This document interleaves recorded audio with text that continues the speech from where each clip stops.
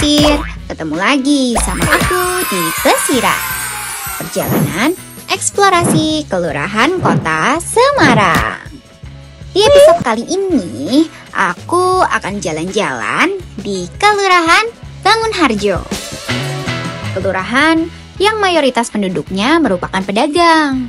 Makanya banyak kios-kios dan toko grosir di sini. Lokasi kelurahan ini juga dekat dengan Pasar Johar dan pusat kuliner di alun-alun Kota Semarang. Tapi sebelum kita eksplorasi lebih lanjut, kita simak Pak Lurah dulu yuk untuk tahu gambaran umum kelurahan ini.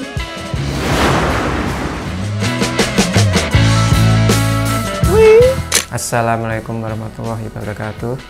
Perkenalkan, nama saya Muhammad Ibnu Maskur, SIP. Per 1 Agustus 2023 saya menjadi Lurah Bangunharjo, Kecamatan Semarang Tengah. Kelurahan Bangunharjo terletak di tengah-tengah Kota Semarang, di Kecamatan Semarang Tengah, yang menjadi salah satu daerah pusat perekonomian di Kota Semarang yang letaknya strategis sehingga terdapat toko-toko grosir dekat dengan pasar, ya, Pasar Johar, Masjid Agung Semarang, dan pusat kuliner di Kota Semarang. Untuk jumlah penduduk Kelurahan Bangunharjo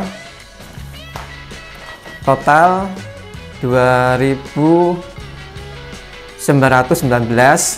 Untuk KK jumlahnya 668. Untuk RT jumlahnya 24 RT, RW-nya berjumlah 4 RW.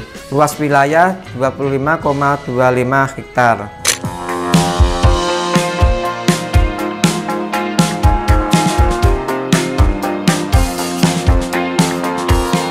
Masih inget kan sama episode Kelurahan Kauman?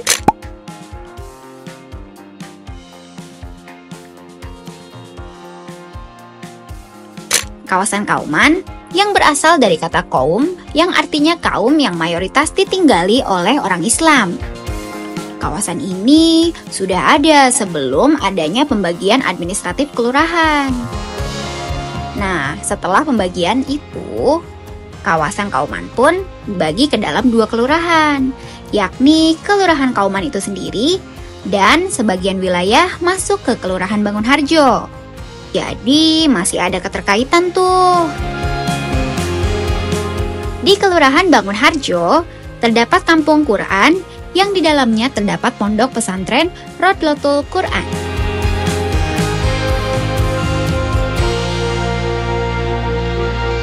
Yang didirikan atas prakarsa Kiai Haji Turmudi Taslim, seorang ulama Al-Quran. Sejak didirikan, pesantren ini telah mencetak banyak hafiz Quran atau penghafal Al-Quran. Sampai-sampai mayoritas warga di kawasan Kauman adalah jebolan dari pesantren ini. Dan gak cuman warga setempat aja loh.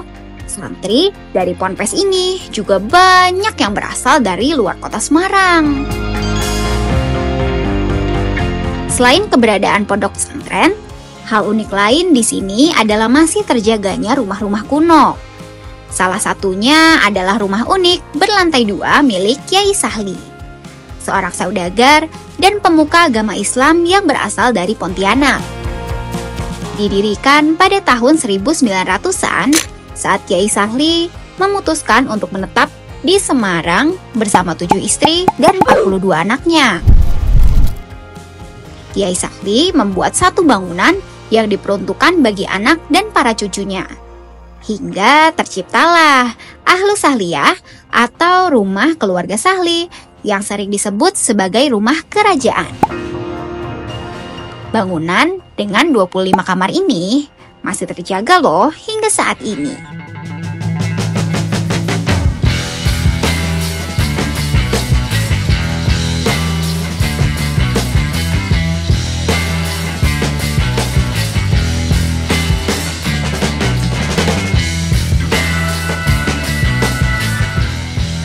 Kelurahan Bangunharjo juga menjadi lokasi didirikannya Masjid Agung Semarang, salah satu masjid tertua di kota Semarang. Masjid yang dibangun pada tahun 1749 ini akrab dikenal dengan sebutan Masjid Besar Kauman Semarang karena berdiri di kawasan Kauman.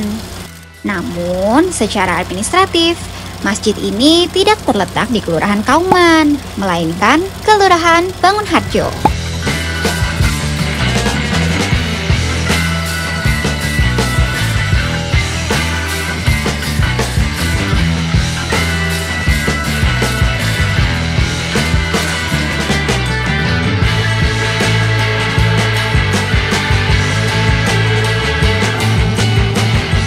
Masjid ini didirikan dengan nama Masjid Agung Semarang karena berada di pusat kota atau alun-alun dan berdekatan dengan pusat pemerintahan yang pada masa itu berada di Kanjengan. Serta berdekatan juga nih dengan pusat perdagangan yakni Pasar Joha. Ciri khas dari tata ruang kota pada zaman dahulu. Jadi kalau banyak yang ngira alun-alun kota Semarang itu di Simpang 5, keliru tuh. Yang benar ya di sini. Bangunan Masjid Agung Semarang didominasi oleh warna hijau. Memiliki desain atap khas Jawa yang terdiri dari 3 tingkat atau tajuk tumpang 3 yang melambangkan tingkatan derajat manusia dalam Islam, yaitu Islam, Iman, dan Ihsan.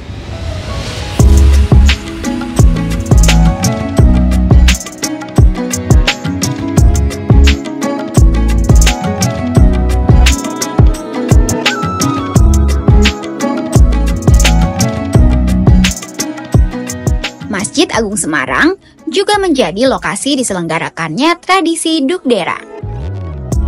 Tradisi yang pertama kali diadakan di tahun 1881 ini digagas oleh Bupati Semarang saat itu, yakni Raden Mas Tumenggung Purbaningrat untuk mengumpulkan para alim ulama guna bermusyawarah agar tercapai keputusan bersama kapan dimulainya bulan Ramadan. Hasil dari musyawarah ini akan diumumkan setelah beduk dari Masjid Agung dan meriam bambu di halaman kabupaten dibunyikan masing-masing sebanyak 3 kali. Maka dari itu disebut Dukderan, karena berasal dari bunyi duk dari suara beduk dan der yang berasal dari meriam. Seiring berkembangnya zaman, tradisi Dukderan pun berkembang, mulai dari diadakannya Pasar Dukderan, hingga Karnaval Dukder, mulai dari Balai Kota Semarang ke Masjid Agung Semarang, dan berakhir di Masjid Agung Jawa Tengah. Pawai ini menghadirkan maskot Dukderan, Warak Ndok, yang merupakan gabungan dari 3 hewan, yakni kepala naga, badan yang menyerupai buruk, dan kaki yang menyerupai kambing.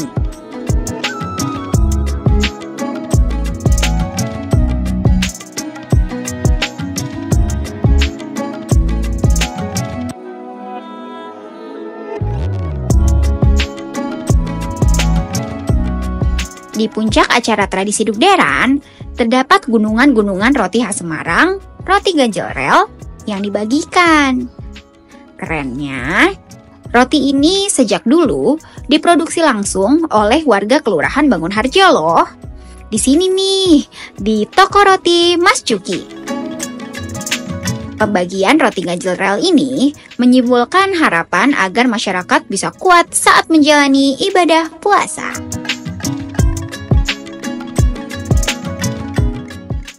Ada juga restoran tua yang legendaris, Toko Un, yang sudah berdiri sejak 1936.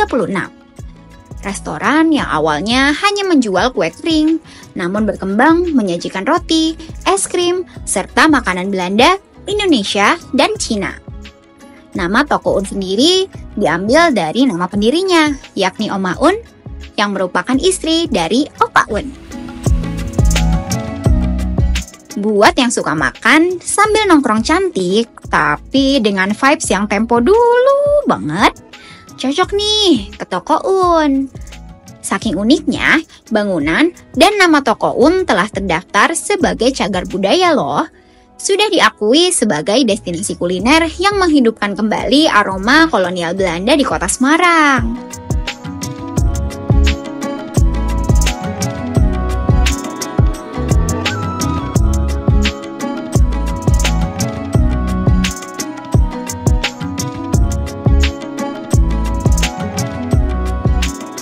Gimana? Seru banget kan eksplorasi kita di Kelurahan Bangunharjo? Mulai dari kampung yang mencetak banyak hafiz Quran, Masjid Agung Semarang, hingga kuliner-kuliner legend yang ada di sini.